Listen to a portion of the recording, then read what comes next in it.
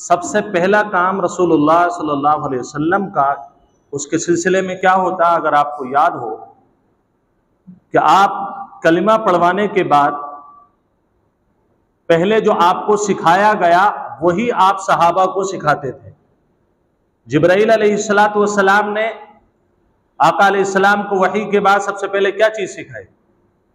वुजू सिखाया और 2 रकात नमाज सिखाई। इसका मतलब यह है कि वुजू भी ऐसा नहीं है कि कोई आदमी जैसा मर्जी चाहे वैसा कर ले, इसको भी सीखने की जरूरत है। और नमाज भी कोई ऐसी चीज नहीं है कि अल्लाह ने तौफीक दे दी और जैसी चाहो वैसी पढ़ लो। अगर ऐसा होता तो अल्लाह हजरत जिब्राइल अलैहिस्सलाम के जरिए से अपने नबी को वुजू और नमाज ना सिखाता। पता चला कि वुजू भी सीखने की चीज है और नमाज भी सीखने की चीज है। हमारा दिल जो नमाजों में नहीं लगता, वहां बहुत सारी वजूहात उलमा ने लिखी। उसमें से एक वजह यह भी है, जो काम करना सीखा ही नहीं उसके करने में मजा कैसे आएगा? और जिसने सीखा है, उलमा के घरों पर जाकर के, उलमा से मस्जिदों में आकर के, औलिया अल्लाह से खानकाहों में जाकर के अपना वक्त लगाया, वहां पर जाकर एक एक रुकन को सीखा, उन्हें मजा आता है। पूरी पूरी रात गुजार देते हैं अल्लाह के सामने। जो इशा के बाद खड़े होते हैं तो फजर की अजान होती है। आपने ये पुराना वाकया है, मैं कहता हूं आज भी ये वाकया ऐसा ही तरोताजा है जैसा कि दौरे अव्वल में तरोताजा था, क्योंकि अल्लाह के नेक बंदे हर दौर में रहे हैं और रहेंगे। जिस दिन अल्लाह के नेक बंदे खत्म हो जाएंगे, दुनिया ही खत्म हो जाएगी। इसलिए मैं इंशाअल्लाह आखिर में वुजू की मश्क हम करेंगे। अब इस दावत के दौरान जो सहाबा ईमान लेकर के आए हैं, मैं एक तो सहाबा का वाकया आपको बताता हूं, क्या कुर्बानियां दी हैं सहाबा ने। उनमें से एक नाम है हजरत खालिद सईद इब्न अल-आस रज़ी अल्लाह तआला अन्हु।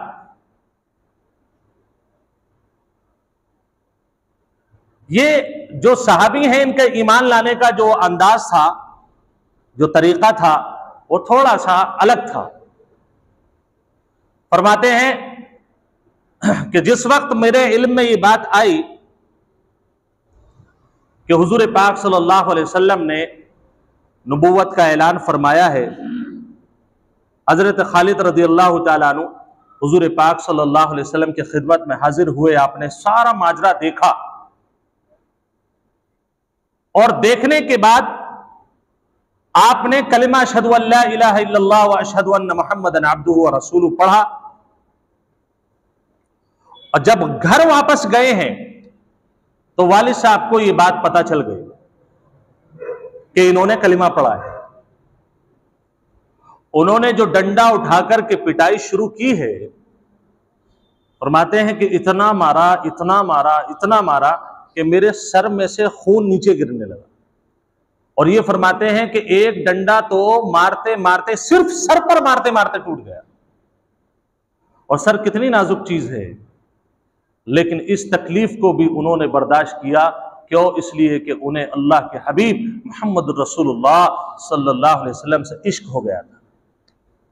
आप इस इश्क का अंदाजा इस तौर पर लगा सकते हैं कि बाप ने मारने के दौरान यह बात कही कि अभी भी वक्त है तो उसके कलमे से फिर जा, माफी का ऐलान हो जाएगा।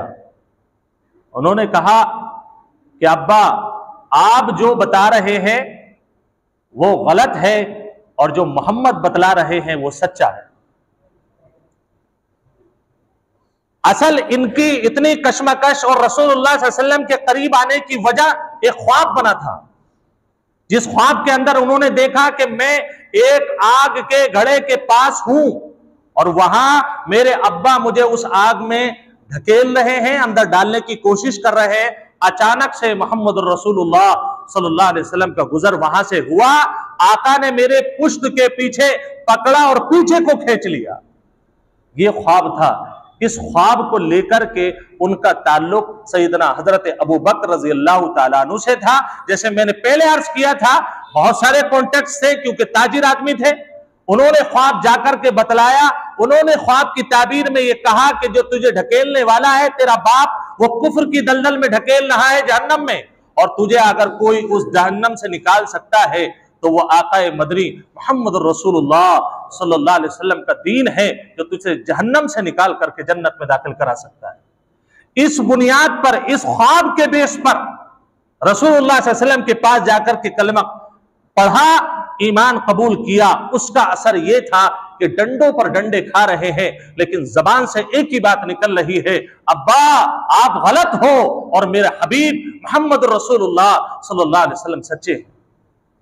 मारते मारते ये भी धमकी मिली, आपका खाना बंद कर देंगे, आपका रहना यहां दुश्वार कर देंगे, आपको घर से निकाल दिया जाएगा। उनके अल्फाज वही थे। आखिर में अब्बा से उन्होंने जो बात कही वो हमारे ईमान को ताजा करेगी। उन्होंने ये बात कही, अब्बा अगर आप मेरा खाना बंद कर देंगे तो मेरा अल्लाह मुझे खाना जरूर खिलाएगा। इतने दर्द में आप अल्लाह से मोहब्बत का इजहार कर सकते हैं? इतनी तकलीफ में अल्लाह ना करे किसी के ऊपर ये हालात आए, गैर उसके सीने पर चढ़ जाए, लेकिन एक बार कभी तसव्वुर तो करें हमारी मोहब्बत का लेवल क्या है, अल्लाह से मोहब्बत का लेवल हमारा क्या है, रसूलुल्लाह से मोहब्बत का मेयार हमारा क्या है। आया खुदा ना खास्ता अगर ये माजरा हमारे साथ पेश आ जाए और कोई गैर हमारे सीने पर चढ़ जाए और उस वक्त वो कहे कि कलिमा गैर कलिमा तुम कह लो, तुम्हें माफ कर दिया जाएगा, तो क्या ऐसी सूरत में हमारे पास कुर्बानी देने के लिए जज्बात है? अगर नहीं है तो पैदा कीजिए, क्योंकि आपके पास तो आपके वालिद को भी अल्लाह ने कलमे में पैदा किया, आपके दादा को भी अल्लाह ने कलमे में पैदा किया, आपका खानदान कलमे से माशाअल्लाह मुत्तफिक है और कलमा गो है, लेकिन वो तो एक नया इंसान था, पहली मर्तबा कलमे में आ रहा है, उसे नहीं पता कि आगे क्या होने वाला है। क्या नबी पाक मोहम्मद रसूलुल्लाह सल्लल्लाहु अलैहि वसल्लम मेरा साथ देंगे या नहीं देंगे? उस वाक़ये के वक्त क्या उन्हें यह पता था कि मैं अगर इस बात को मोहम्मद रसूलुल्लाह से जाकर के कहूंगा तो वहां से मेरे साथ अच्छा रेस्पॉन्स होगा? कोई इल्म था उनको? नहीं, एक मोहब्बत, एक जज्बात थे। उनका ईमान ये कहता था कि बाप चाहे जो जुल्म कर ले, लेकिन मेरा ईमान ये कहता है कि अल्लाह भी मुझे अपनी पनाह में ले लेगा और रसूलुल्लाह सल्लल्लाहु अलैहि वसल्लम भी अपनी पनाह में ले ले। निकाल दिया घर से। हुजूर पाक सल्लल्लाहु अलैहि वसल्लम के पास जब पहुंचे हैं, आका अलैहिस्सलाम ने इज्जत की, बिठाया, बिठाने के बाद पूरा माजरा पूछा, पूरा माजरा बता दिया गया। उन्होंने हुजूर पाक मोहम्मद रसूलुल्लाह सल्लल्लाहु अलैहि वसल्लम को जैसे जैसे बताया, मेरे आका के दिल में उनकी इज्जत वैसे वैसे बढ़ती चली गई। हमेशा आप अलैहिस्सलाम के सामने जब खालिद बिन सईद आया करते थे, रिवायतें कहती हैं एहतराम, इज्जत आपकी आंखों से, आपके लबो लहजे से झलकता था। कुर्बानियों से जो दीन मिलता है या जो भी चीज कुर्बानी के बाद मिलती है उसकी कदर होती है, और जो बगैर कुर्बानी की चीज मिल जाती है अक्सर लोग उसकी नाकदरी करते हैं। हुजूर पाक मोहम्मद रसूलुल्लाह सल्लल्लाहु अलैहि वसल्लम के साथ ये ताल्लुक, ये मोहब्बत, ये उनसियत सहाबा को थी। एक सहाबी और है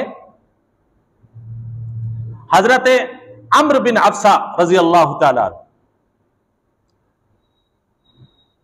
उनका वाकया क्या हुआ, वो भी ईमान लेकर के आए, लेकिन उसके पीछे भी उनकी एक छोटी सी हिस्ट्री है। वो एक मर्तबा किसी अहले किताब आलिम के पास उठना बैठना था। शिर्क उन्हें समझ में नहीं आता था पहले से ही। बुतों के आगे दंडोत करना, बुतों के आगे झुक जाना उन्हें समझ में नहीं आता था। उन्होंने जो अहले किताब, या क्रिश्चियन रहे हो या यहूदी रहे हो, अहले किताब का लफ्ज मिलता है, उनसे सवाल किया, आप ये बताएं कौन सा दीन मेरे लिए सबसे बेस्ट है? मुझे मेरे खानदान का दीन तो मेरी समझ में नहीं आता है। जहां उठी हुई जमीन देखते हैं वहीं पड़ जाते हैं, जहां उठी हुई जमीन देखते हैं वहीं पड़ जाते हैं। मेरी समझ में नहीं आता, जो अपनी मक्खी नहीं हटा सकते हो वो हमारा खुदा कैसे हो सकता है? अहले किताब आलिम से सवाल किया, कौन सा दीन? मेरे नबी की शोहरत तो आप देखो, मकबूलियत तो देखो, अल्लाह ने कहां से ऐलान करवाया, सैयदना हजरत आदम अलैहिस्सलाम से लेकर हजरत ईसा अलैहिस्सलाम तक हर नबी से यह ऐलान करवाया कि मेरा लाडला आने वाला है। उस आलिम ने, अहले किताब आलिम ने कहा कि भाई देखो, अब तो कोई दीन एक्सेप्ट मत करो, आप जहां के हो उसी इलाके में मक्कतुल मुकर्रमा में एक नबी सैयदुल अंबिया आने वाला है, उसके ऊपर आप उसके हाथ पर बैत करना और उस पर ईमान लेकर के आना। हजरत अम्र बिन अफसा कहते हैं कि मेरा दिन और रात इसी जुस्तजू में लगता, जब भी सुबह आंख खुलती फौरन ये तलाश होती क्या मक्का में किसी ने ऐलान किया नबूवत का। कहते हैं ये दिन गुजरते चले गए, गुजरते चले गए, गुजरते चले गए। एक दिन किसी ने मुझे आकर के कहा कि जिस टॉपिक को लेकर आप बात करते थे, आज एक शख्स ने नबूवत का ऐलान किया है। वो कहते हैं कि मैंने जल्दी से अपने कॉन्टेक्स्ट तलाश किए कि मैं कैसे उस नबी तक पहुंच पाऊं। कहते वैसे तो मुझे कुछ नजर नहीं आया, कुछ भी नजर नहीं आया, लेकिन मुझे यह पता था कि वहां जाने के लिए हजरत अबू बकर रजी अल्लाह तआला अन्हु या हजरत अली करमल्लाहु वजह एक सहाबी से उन्होंने कॉन्टेक्ट बनाए और उसके बाद हुजूर पाक सल्लल्लाहु अलैहि वसल्लम की खिदमत में हाजिर हुए। मैं इस सिचुएशन को आपको बताने के लिए एक सिचुएशन और बताता हूं आपको। हुजूर पाक सल्लल्लाहु अलैहि वसल्लम ने ऐलान कौन सी उम्र में किया? ऐलान नबूवत 40 साल की उम्र में।